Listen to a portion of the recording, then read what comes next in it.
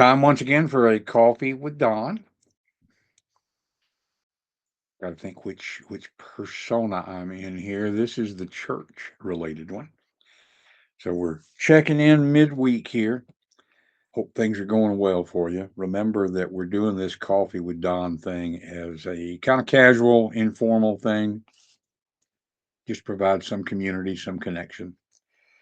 You may or may not be watching it live. In fact, even if you intend to watch it live, these first few seconds of it, not a whole lot of people that join in.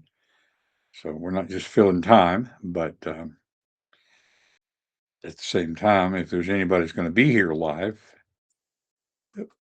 they'll be here a little bit later, I think. So anyway, interesting weather we've had the last few days. It's not particularly church related, but it does impact church. We had anybody who's looking at this a little bit later. We had 2 nights that were down in the 20s Fahrenheit, and supposed to be warmer now going into the rest of the week. I was at the church building today. We did an accessibility audit, which I'll talk about in just a minute. But we had to leave the heat on for the last couple of nights. And while we were there today, we switched it over to air conditioning so that it'll be ready for Sunday morning. It's that time of year, run the heater in the morning, the air conditioning in the afternoon. Welcome to East Tennessee, right? It's probably that way in your part of the country too. Anyhow, what's going on here? I mentioned the accessibility audit, and that was an interesting situation. For clarity, it wasn't anybody who was coming in and telling us what we had to do. It was an information kind of thing, help us to look at our building from outsider eyes. We know that there's things that we need to just make more accessible, just to make it easier for people to get in.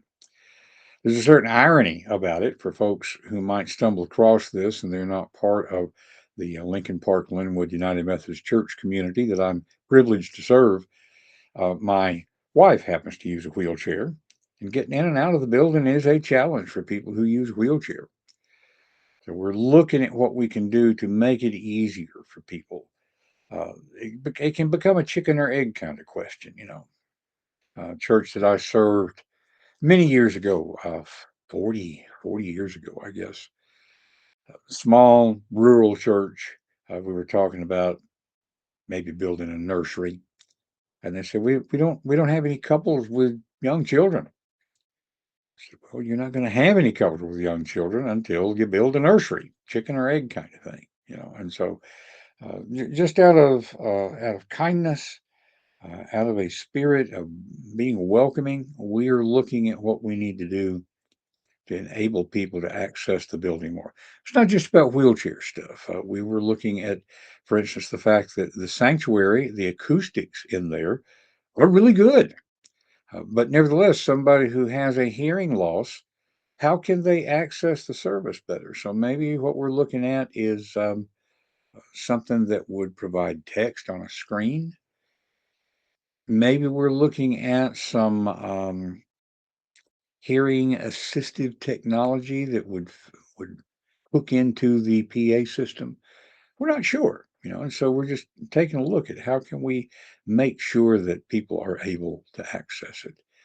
Let's go the other direction. People who are vision impaired. There's all kinds of things that affect people. And this is something that's close to my heart on a couple of levels. I've already mentioned my wife, our disabled daughter who passed away in mid December. She has made us aware of accessibility kind of things. But when you get right down to it, all of us deal with some disability in some way. We take these for granted. For example, this is a kind of disability, and this is assistive technology. People who have had hip replacements. I mean, there's so many things that we take for granted these days that people 100 years ago, 50 years ago just didn't have available. At some point in our lives, we are all likely to be disabled in some fashion.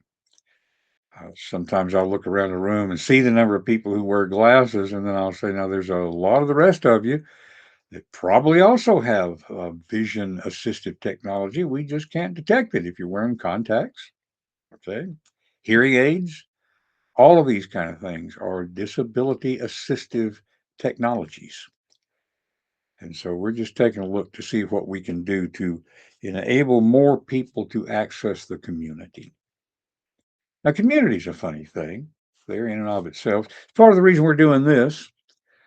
People just don't go places like they used to. They don't join group activities like they used to, and that's to our detriment to a great degree. I'm glad we have these kind of things to where we can connect electronically.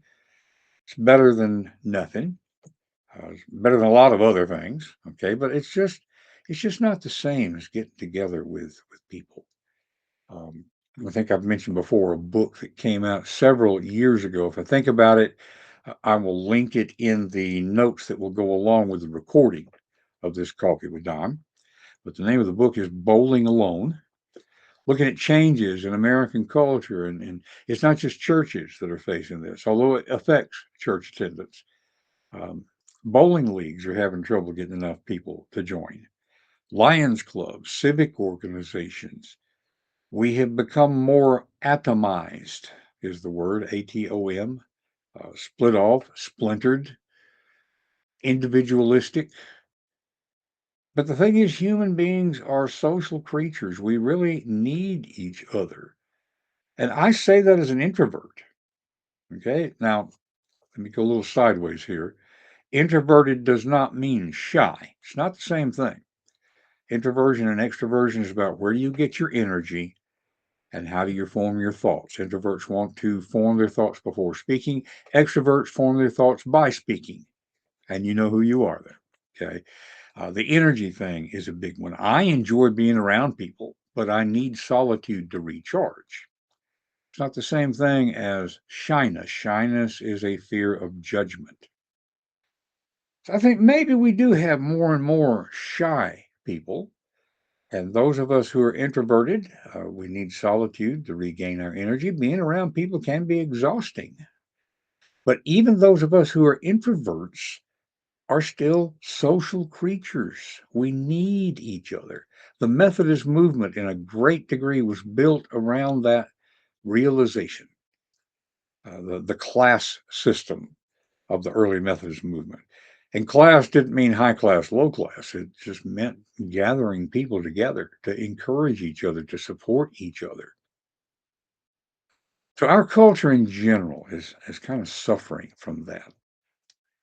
I believe there may be a raising awareness of that. Well, we hear a lot that loneliness is epidemic in our nation. And I wouldn't suggest that church should be the solution just to avoid loneliness. But I think that is part of the reason that God said that we were to be a body to support each other, just a recognition of the social nature of human beings. So I would encourage you to take advantage of these Coffee with Don sessions. We put our sermons on this same channel every Sunday. There is a virtual church out there. We have between 30 and 40 people who generally listen every week. But honestly, it's just not quite the same thing. When you walk into the building at Lincoln Park Linwood United Methodist Church, it's like walking into a room full of the best grandparents that you could imagine. People are glad to see you. It's hard to replace that. It reminds me of an experience I had some years ago when I started going to First United Methodist Church in Maryville, Tennessee. Around here we say Maryville, okay, but just make it a little easier for the closed caption to pick it up. Maryville, Tennessee. First Sunday that I was there, walked in as a stranger, and several people greeted me. A couple of people invited me to their Sunday school class, which I went to, really connected with people. They welcomed me, and that became my church home for a number of years before I went into ministry again myself. That was so much more important than the theology. I'm not saying theology is unimportant. But if you think about it, Jesus never gave as a mark of his followers that you get your theology straight, that you all agree on whatever issue it might be. Arguing over issues is human nature. Connecting with each other and connecting with God, that's what we're here for. So I would encourage you, if not with us, we'd be glad to see you. But find your church home, your spiritual community, not only so you can receive support, but so you can support others. We're better together. So, folks, at this point, we've been going on about 11 minutes. And if I can believe this little readout that I've got here, one viewer, I don't know whether that's me, maybe one other person, doesn't tell me who, it just gives me a number. So, not a lot of folks with us here live, and nobody has said anything in the chat, which is fine. Okay. Generally speaking, with the online stuff, more people see the recording than ever take part with it live.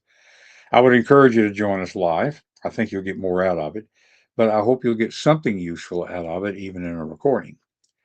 And so I'm going to go ahead and wrap things up here for this edition, so to speak, of Coffee with Donn. But we'll be back here most Wednesdays and probably right around the same time, 7 p.m., 8 p.m., somewhere in there. We're not specifying a time because we don't want it to become yet one more obligation, but we do want it to be an opportunity to connect. And I hope that you are encouraged a little bit by knowing that you are a part of a community of people who work together, who care about each other, and who support each other. Next time that we get together, next Wednesday, bring your coffee. We'll have Coffee with Donn. Mm. Now, Benjamin Franklin was wrong, by the way. I think coffee is how we know that God loves us and wants us to be happy. And we'll sip together. You pull up your chair, I'll pull up mine, and we'll have a little bit of community. In any case, hope to see you at Lincoln Park Linwood United Methodist Church in Knoxville, Tennessee at some point. Be sure and tell me that you connected on Substack or whatever you're viewing this on. But whether or not you are there with us. And I look forward to seeing you again. Take care.